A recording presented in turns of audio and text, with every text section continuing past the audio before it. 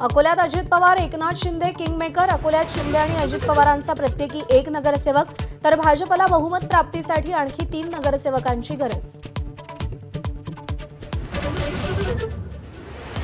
जिल्हा परिषद पंचायत समितीतही स्वीकृत नगरसेवकांची नियुक्ती होणार। लवकरच दुरुस्ती विधेयक येण्याची शक्यता।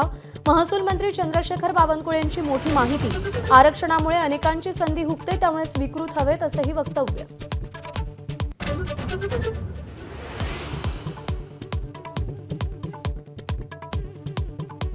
राज ठाकरेंचं लवचिक राजकारण करण्याचे संकेत। लवचिक भूमिका घेतली तरी ती स्वार्थासाठी नसेल।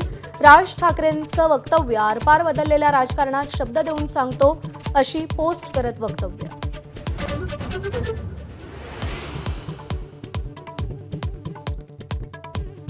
आज बाळासाहेब ठाकरेंची 100वी जयंती। मुंबईतल्या षण्मुखानंद सभागृहातल्या कार्यक्रमात ठाकरे बंधू एकत्र येणार। निवडणूक निकाल केडीएमसीतल्या युतीनंतर पहिल्यांदा भेटणार।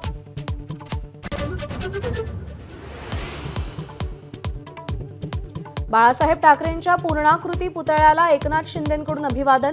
बाळासाहेबांच्या विचाराचा वारसा पुढे नेत असल्याचं विधान, तर अनेक योजनांची घोषणा।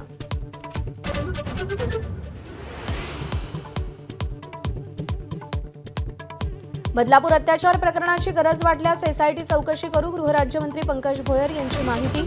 तर बदलापुरातील शाळेची माहिती शिक्षणाधिकाऱ्यांना नाही। संतप्त नागरिकांचा आंदोलनाचा इशारा।